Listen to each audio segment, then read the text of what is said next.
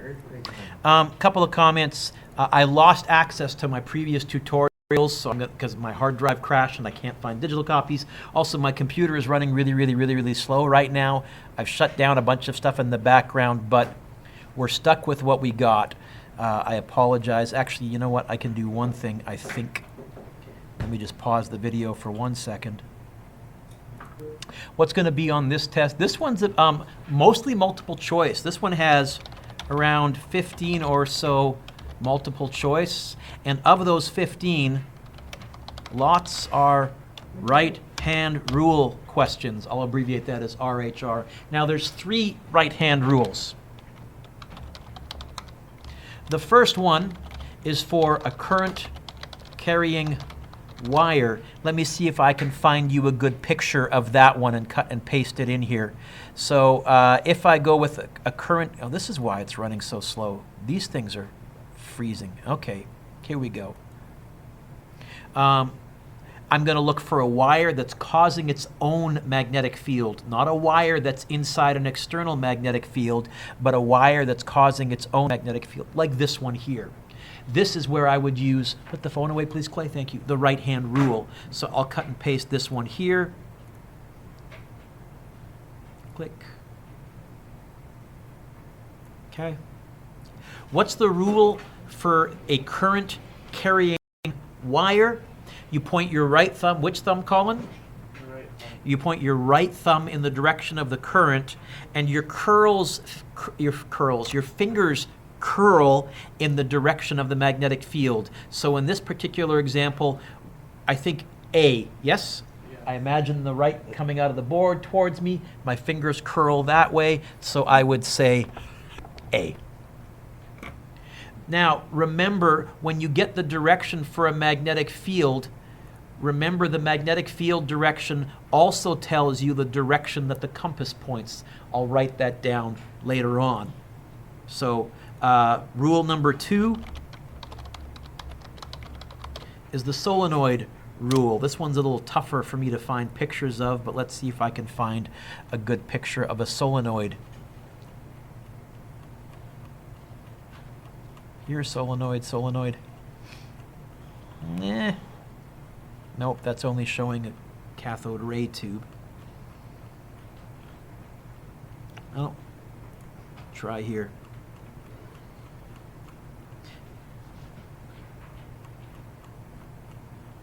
Here's solenoid. Nope. Gotta find one. So here's a solenoid. To get the direction in the magnetic field of a solenoid, you hold the solenoid in your hand. You curl your fingers in the direction of the current. So here I'll have to draw the current in. The current is going this way. Yes, Kohei? Yes. This way. And then I think it ducks behind and it comes over the top. You got to kind of use your imagination to follow it. I tend to draw them all in just so I can kind of spot the pattern. So if I hold the solenoid in my right hand facing this way, I can hold it this way or this way. You know what? This way my fingers are curling in the wrong direction. Sorry for those of you at home with the this way and that way. With my right thumb pointing to the right and my fingers curling over the top. What this tells me is which way the North Pole is. And now, because you guys are here, you got an extra special hint about the test, okay? What this tells me then is the magnetic field outside the solenoid. Magnetic field lines always point from what to what? So the magnetic field would run something like this. Let me make that a proper S, not a 5, okay? The magnetic field line would go like this, would go like this, would go. What if instead I asked you for the direction of the magnetic field right there? What direction is the magnetic field inside the solenoid? Okay? To the left, yeah, so inside the solenoid, B is to the left. Outside the solenoid, you have to draw the lines, and you can draw them in yourself with a pencil and kind of follow it through. Outside and above, looks like the magnetic field is to the right. outside to the left and slightly above. The magnetic field is up and right. Here the magnetic field is pointing down and right, and you could draw the bottom one in there if you wanted to as well. Okay? The third rule is called the right hand motor rule. This was the most complicated one. This is the one used when there is an, I'll even underline in boldface, external magnetic field. In other words, we use this when we want to see how a moving charge or current is affected by an external magnetic field. It gives the direction for the force experienced by a moving charge, and I'll put in brackets, hey, current carrying wire, because all a current is a group of moving charges stuck inside a wire. What's that rule? Well, that's the more complicated one. So that's the one where typically, well, we could do something like this. Okay? This one says two particles of mass, two particles, x and y, of equal mass but different charge enter a uniform magnetic field. Let me copy this one and paste it into here.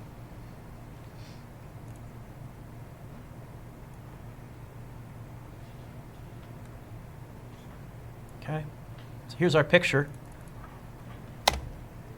Which of these charges is positive? Let's start out, let's assume, since they're both moving to the right, let's assume they're positive. You point your right thumb to the right. What direction is the magnetic field in this question? So a positive charge would get pushed which way? Okay, so positive charge is x, negative charge is y. Here's another question. Which charge is more massive?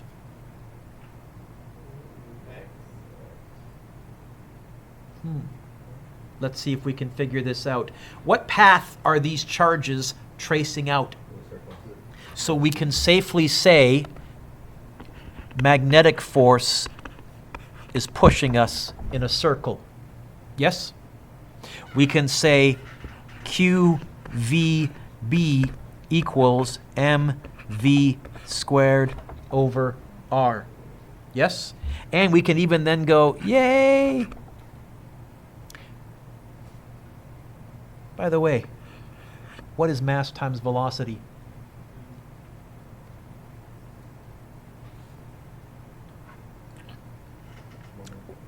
You're right.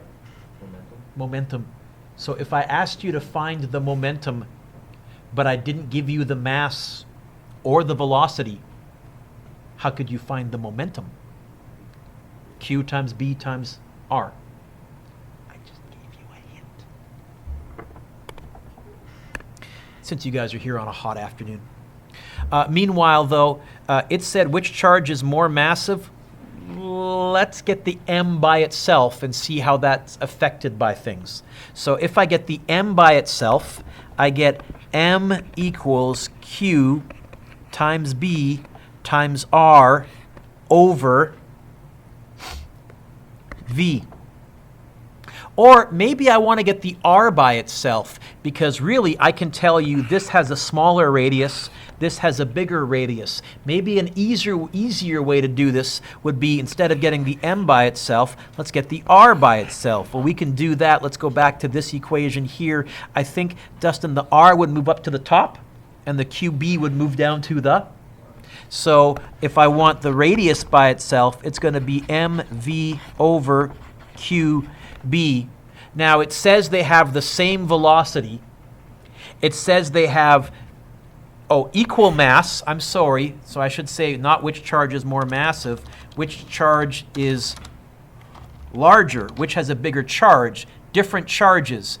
Which of these has a bigger charge? Well, as Q gets bigger, what happens to the radius?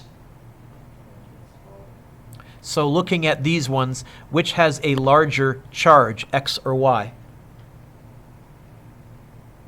Which one has a larger radius? Charge Y? Would that be because you guys told me, as this charge gets bigger, what happens to this answer? Bigger or smaller? As you divide by a bigger number, what happens to your answer? Smaller. This is going to be a bigger charge. Oh yeah, you know why? It's got a bigger charge. It feels the force more. It's going to get bent faster. Okay? So we would say charge X is a larger charge. All this stuff we can come out of the fact that this is right-hand rule and charge is moving in a circle. Kohei, you going to make it? That was a long blink. Stand up and sit down if you need to. Pop, did you follow that, or do you want me to explain that again? Okay, so here's what I'm telling you. If I get the radius by itself, definitely charge X has a smaller radius. Yes? Yes? Bigger radius, smaller radius. Okay, well, they have the same mass, they have the same velocity, they're in the same field. Okay, this is the only thing that's changing. What would happen if this number got bigger? This answer would get smaller, which means charge X, which has a smaller radius, must be a bigger charge. Yes? I have a quick answer. How the Q and the B got switched to the bottom. Because the R got moved to the top. Right? So I did this. Yes? Oh. Yes? Oh. And then how would I get the R by itself? What would I do with the Q and the B? I was confused because I was looking at the one to the left of it. Not the Q here. Well, if I got this R by itself as well, the Q and B would move to the bottom and the V would move to the top. Right? Yeah. So those are some of the right-hand rule-ish kind of questions I can throw at you. From lesson 1, which was all right-hand rule questions, were there any from there that you just couldn't get that you wanted me to go over? Otherwise, I'll start talking about the actual equation parts. You gonna make it, Mac? Yeah. Does this room make you tired? Well, it's hot, and I started late, and you guys have been sitting still. Lesson 1, right-hand rule, we're okay? Common mistakes for the right-hand rule? Colin, what's the first most common mistake? Using your left. Don't use your left instead of your right, okay? And for me as a lefty, it's actually quite easy because I can still hold the pen and do my right-hand rule. It's one of the few times as a lefty, it's actually an advantage. For you as righties, put the pen down unless you're using the pen to represent a wire or a solenoid, okay? Equations. Well, we have two force equations. We have this one. We have this one. What does the letter B stand for? What does the variable B stand for?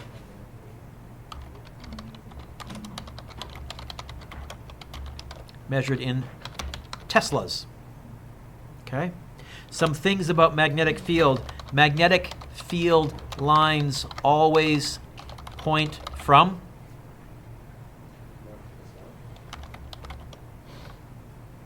There's another way to get the direction of the magnetic field, or the direction a compass points. So maybe in a diagram, instead of me telling you which way is the North Pole, which way is the South Pole of the magnet, I may just, in the diagram, put a compass, and the compass is pointing towards that pole. A compass points from north to south. I'm telling you, the compass, and that's a common mistake. Kids want to say the compass points north. No, it points to the south magnetic pole, because it points in the direction of magnetic field. But it doesn't point from north to south inside the solenoid. It points in the direction of the magnetic field inside the solenoid. It's just that inside this, I had to some way for the solenoid question give you a reference. We either had to say for our right-hand rule, are we finding the magnetic field outside the solenoid or inside the solenoid, because it goes in a completely circular loop. It's not a problem for a regular magnet because you can't get inside the regular magnet. The solenoid is the one that's hollow. Our right-hand rule gives us the magnetic field outside the solenoid, and by extension, then you just have to use your brain and kind of follow it through. Okay? So a compass in this solenoid up here would point that way. And I know inside it's pointing to the North Pole, but what I'm telling you is it points in the direction of the magnetic field line, and the magnetic field line inside the solenoid happens to go to the left. Somehow I had to pick a frame of reference, and so our frame of reference is, for the solenoid rule, it tells us the North Pole outside the solenoid. Got to pick one of them, right? By the way, that might come in handy. Hint, hint. What else? Q, charge. V, velocity or speed. I, current. Please remember that I can also give you the current as V over R. In other words, I could give you part of a circuit and say, I didn't tell you the current. Yeah, but I gave you the battery, the voltage, and I gave you the resistance. I told you the current. And L is the length of wire that's inside the magnetic field. Let me find some questions that kind of twig with me. So here's the ultimate forces review. Certainly something like number 3. Certainly something like number 3. Okay? So let me go like this.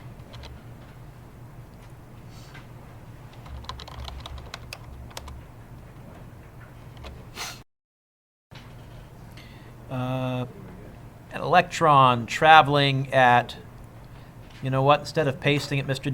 Do a cut and paste copy.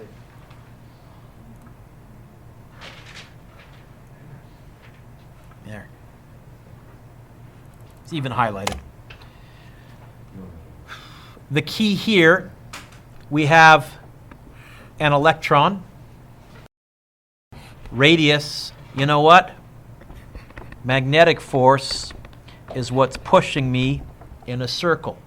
Ty, this is also going to come back at you. I'm going to be asking you some questions in a second.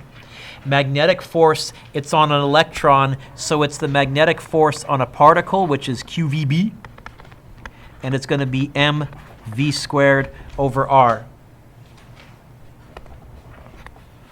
Yes? What does this question want me to find? Which variable is magnetic field? How would I get the B by itself? Yeah, how? Yeah, okay. So here, B is going to be mv over qr. Mass, it's an electron. We're okay on that? 9.11 times 10 to the negative 31. V, they gave it to me, 7.7 times 10 to the 6th. Q, it's an electron, 1.6 times 10 to the negative 19. R, radius. So in this question, instead of me giving you everything and saying find the radius, what I am telling you is there are 1, 2, 3, 4, 5 variables. As far as I'm concerned, I can give you any 4. Find the 5th. Okay? What I like about this question is there's a follow-up. There's a part B.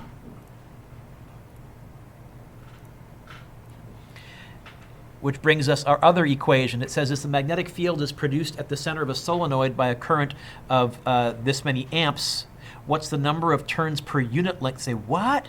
So now we're talking about the magnetic field from a solenoid.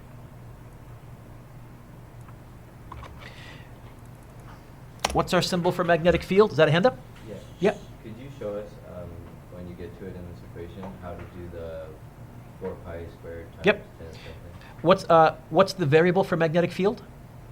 B. So you only have 2 equations in this unit that say B equals.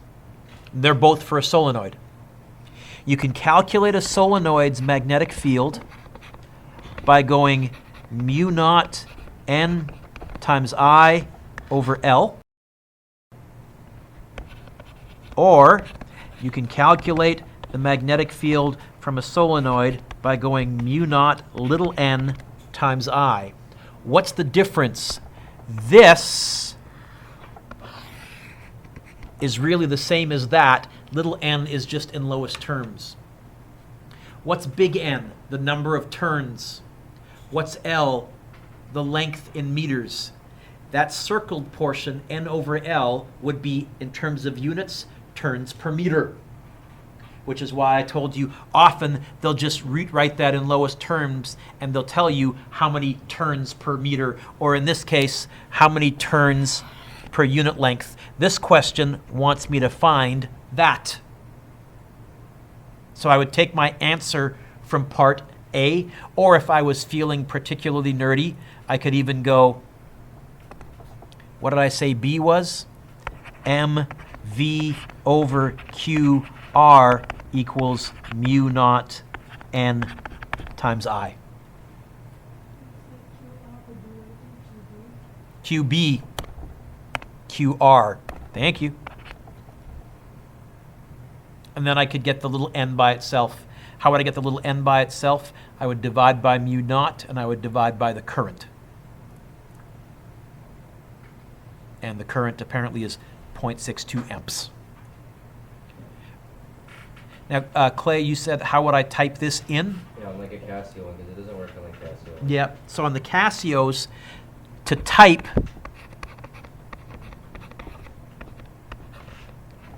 you're going to type this,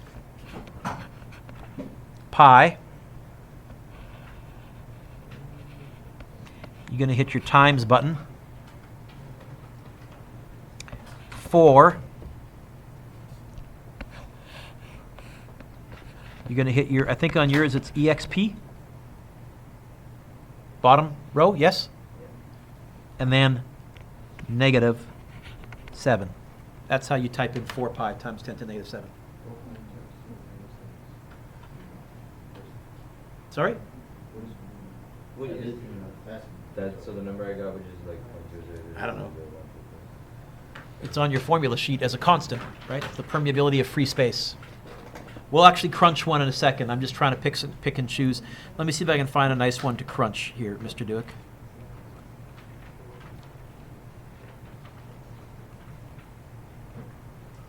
Hey, here's a good solenoid right-hand rule question. Okay?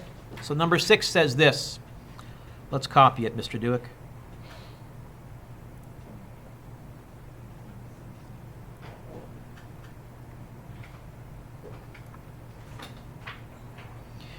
A bar magnet is at rest next to a fixed coil. When this switch here is closed, the bar magnet will move. Well, it really depends on which magnetic pole shows up right here. If this ends up being north, this will be repelled. If it ends up being south, it will attract. So this is our right-hand rule. Let's draw the current in. Current goes from positive, ducks around behind. So hold your right hand so that you can hold the solenoid like that. Hopefully you're holding it like this, yes? Which way is my thumb pointing? This ends up being the north pole calling outside the solenoid. This ends up being the south pole calling outside the solenoid. What will these two north poles do to each other? And so it's going to end up moving to the left. Okay? That's a nice combination solenoid right-hand rule question. If it was just on a table, that wouldn't just flip over. If it was just on a table, wouldn't it just flip over? Yeah. It depends. Really, usually what they often will do is they'll have it hanging from a rope or something like that, in which case then it would spin. It depends how big the magnet is. If it was big enough, it would just slide. Right?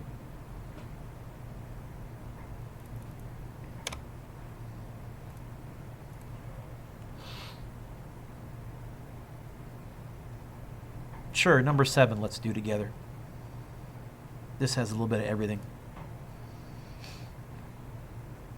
I'm going to say I like number 7, I like number 7, I like number 7. What I really mean by this is I guarantee on your test, I'm going to ask you to find the magnetic field from a solenoid, and I'm going to ask you to either find or do something with a radius. Okay? And this will also allow you to pull out the 4 pi. It says this, protons traveling at this fast enter at right angles to the magnetic field. The field is produced by a solenoid. Let me see if I can make this a little bit smaller, Mr. Dewick. Let's go down here. Get this all on one screen. That'll work. The field is produced by a 0.16 meter long solenoid, a current of 5.3 amps flows through the 820 turns of the solenoid. Mackenzie, what does A want me to find? Mackenzie, what does A want me to find? Look up. What is the magnetic? Oh, you're following along? I stand corrected, even better. What variable is magnetic field? F? No, F is force. I do see kids, they'll go, oh, Bill. They'll go F equals B-I-L. Well, they don't know B, so I don't know what they're doing. What's the variable for magnetic field? Okay. What's causing the magnetic field? A solenoid. What's the equation for the magnetic field for a solenoid, Mac?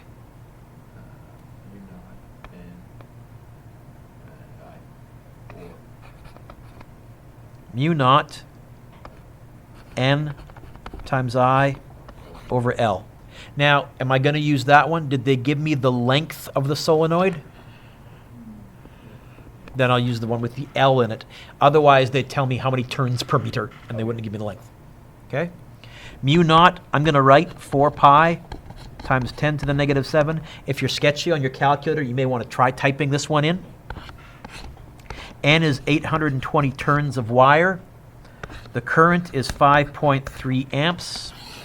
And apparently this solenoid is 0.16 meters long.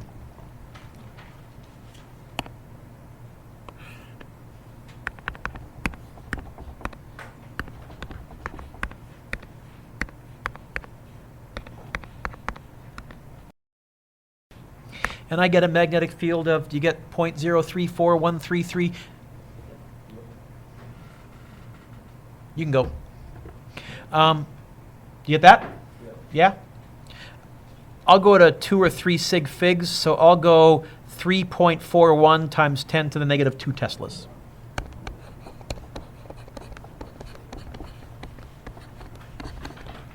They didn't ask me for a direction. Hey, if I made this worth more marks, I'd probably then have a picture of the solenoid and ask you to label which was south and which was north or something like that. Okay? What's B want me to find? Radius of curvature. Did they say radius? That must mean that magnetic force is what's pushing me in a circle. QVB equals MV squared over R. Cancel, cancel. Ty, can you get the R by itself, please? R equals Q.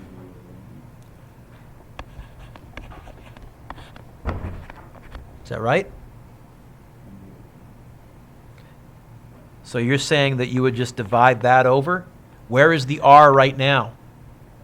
So you haven't got the R by itself. What you've just found is 1 over R. So what I'm telling you, Ty, my friend, is if the R is on the bottom, we cannot solve for it there. We have to move it to the top. Yes. You would have found the reciprocal, and probably you would have got a really yucky, bizarre, terrifying answer and freaked yourself out. Don't do that.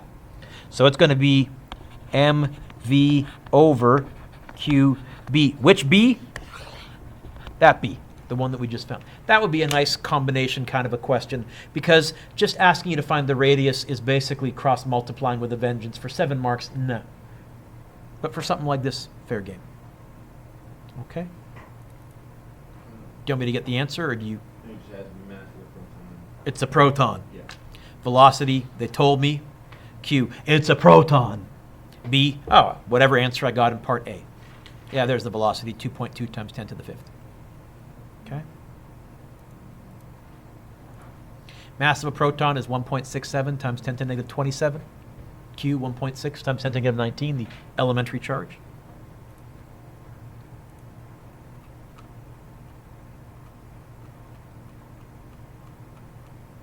There's going to be some questions about identifying magnetic field line. Magnetic field lines always point from what to what? Why is A wrong? North to north. Okay. So it'd be Maybe B. Let's see. Why is C wrong? North to north. Why is D wrong? Yeah, you know what? B, that would be the magnetic field lines. Okay, that would be a good example of a kind of magnetic field line multiple choice-ish question that I might throw at you. Number 11. This one's kind of neat. Very tricky, but kind of neat.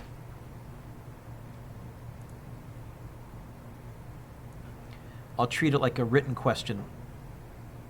Okay. Says this, a coil of 25 turns of wire is suspended by a thread.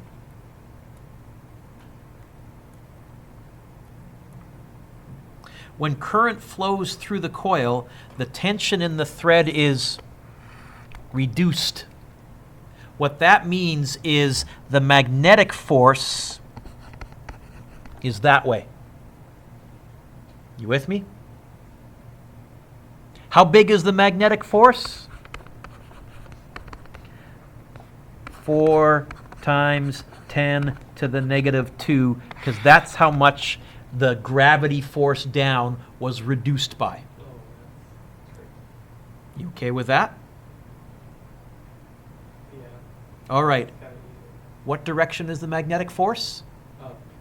All of you point your palms up. Which way is the magnetic field? So in this wire right here, what direction is the current flowing? To the left or to the right? So for me, okay, so down here the current is flowing this way, which I guess means it goes this way. This way. Now that top section isn't in the magnetic field, not affected by it. This way. The direction of the current, the direction is going to be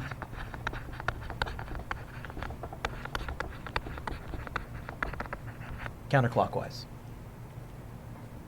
Right? Right? Where's, well, my thumb is the current, right? Yeah. And again, it's on this chunk of wire here. This is what's experiencing the force. This one isn't. It's not in the magnetic field, right?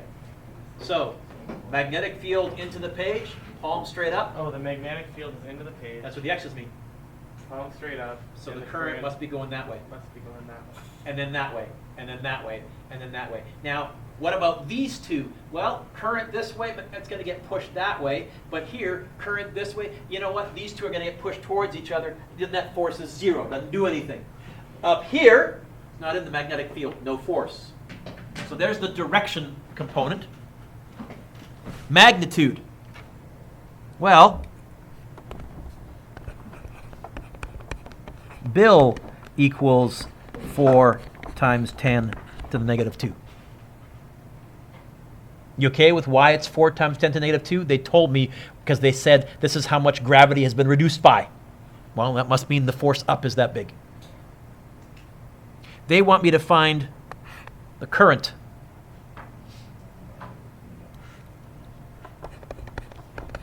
Can I write 0.04? That's less work than writing 4 times 10 to the negative 2. Divided by BL.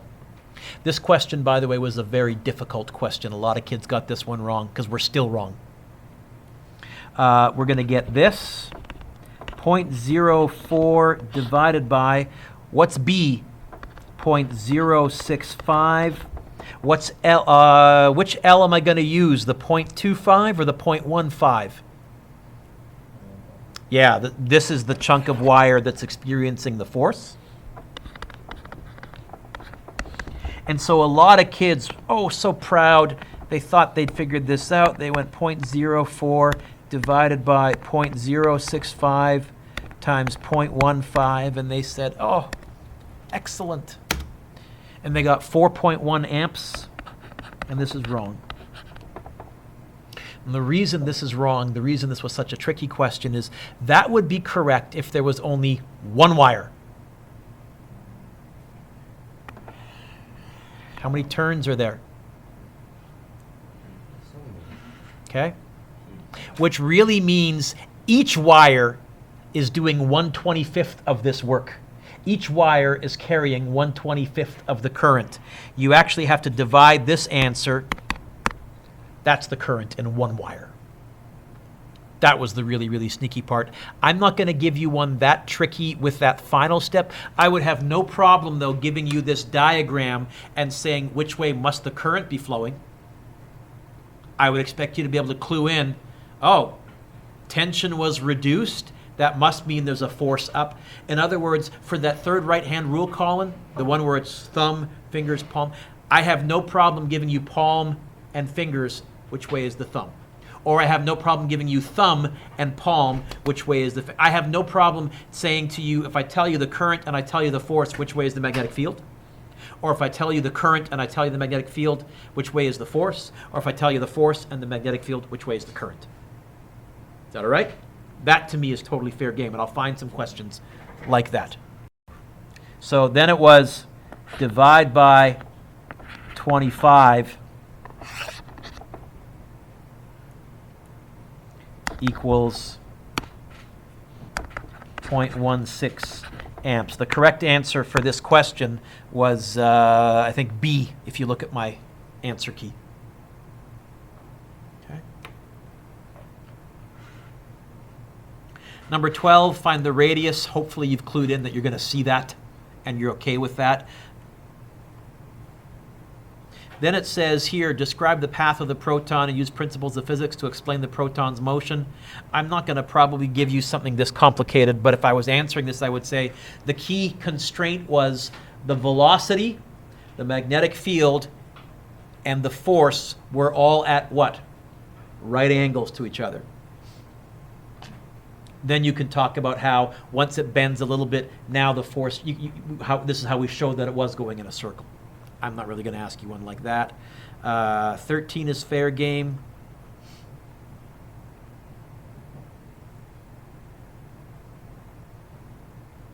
So, oh no, that's Q, V, B.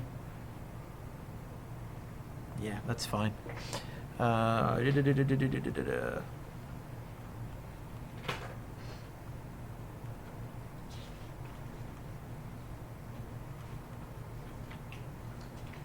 Here would be a good question. So this says, here's a beam of positively and negatively charged particles. Although this is actually a little too easy, I would prefer to also give you something with different radiuses so that I could ask you either which one was more massive or which one had a bigger charge.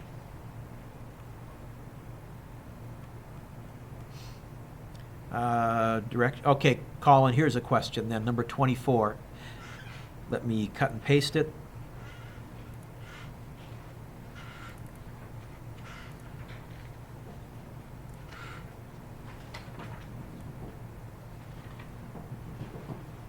This wants the direction of the magnetic field inside the solenoid.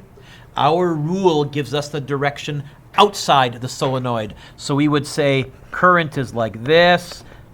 So hold it like that, folks. Which side of this solenoid is north, the left side or the right side? This is north. This is south, which means the magnetic field line Kohei does this, does this, does this, does this, does this, does this, does this, and then inside the solenoid,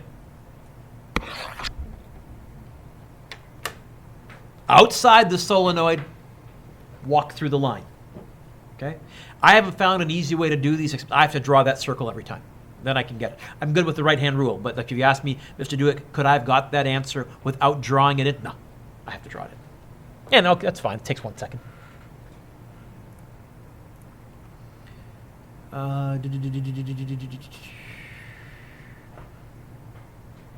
So here's number 25. It says, what's the magnitude and direction of the current that produces a 1.6 Newton force on the wire? Let's get the direction. It says the force is up the page. So I would point my palm up the page. What do these X's mean? Which way is the magnetic field? Into the page. So which way is the current going in this wire? To the left or to the right? To the right. To the right. And I could calculate the current. It's F equals Bill. Get the I by itself. F equals B over, I equals F over BL. Plug and chug.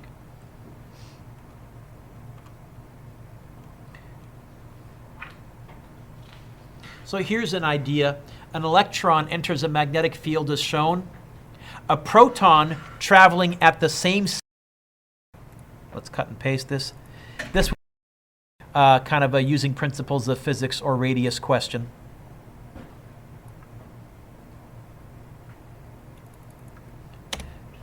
So here's an electron. A proton traveling same speed enters the magnetic field. What path will the proton trace out? R, S, T, V, U, or W? Yes. First thing, definitely it's going to get deflected up. Yes? So I would certainly go no, no, no. Those are negatives. A proton traveling this way, magnetic field Kohei into the page, is going to get deflected up. The real question is it going to get deflected in the same radius, a bigger radius, or a smaller radius? Does a proton have the same charge as an electron? Yeah. What is that charge? 1.6. Okay.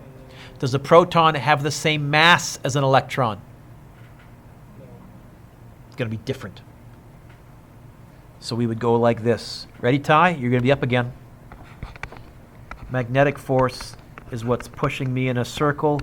QVB equals mv squared over r. Cross out the v itself for me, please.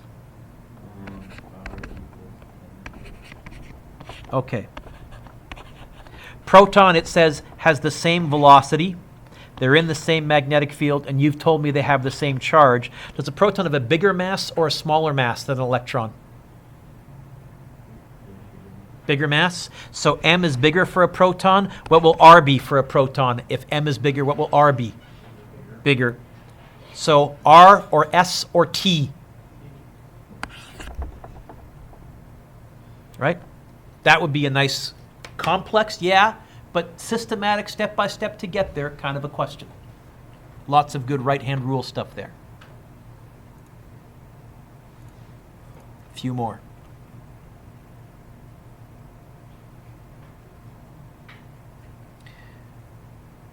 Find the mass. Let me just pause for. Let me just pause for a second.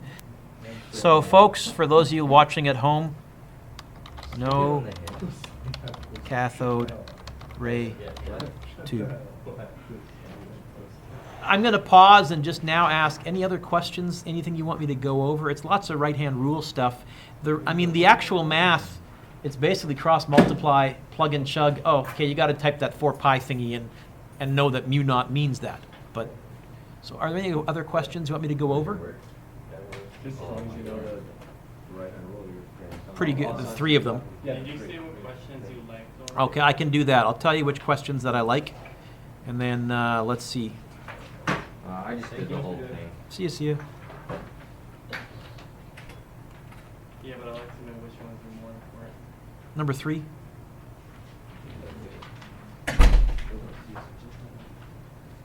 Five.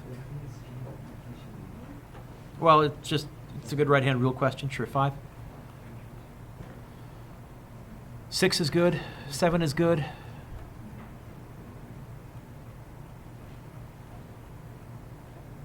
9. 10. 12. 12A. 13.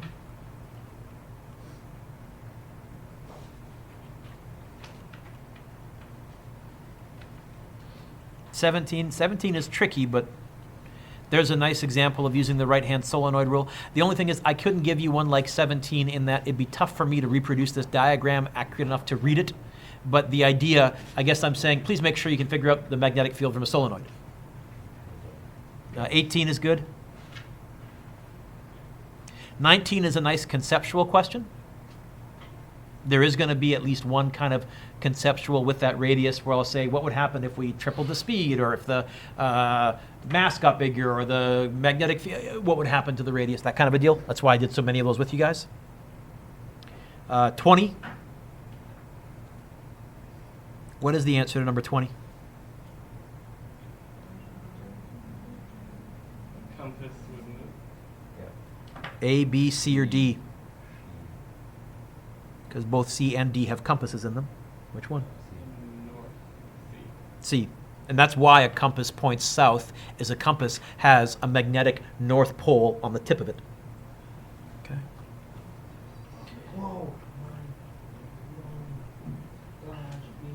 23 is good. 24 is good. 25 is good. 27 is good.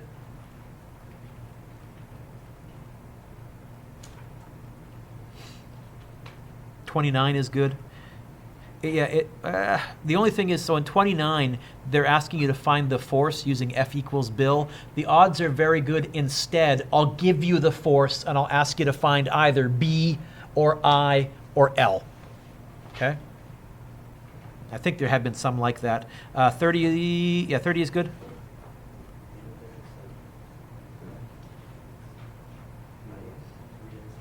Say what?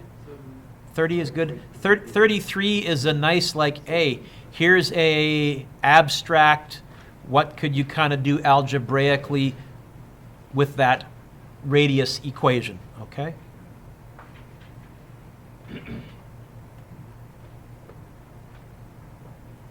We're in the scholarships now, but I think actually one of these wasn't hideous.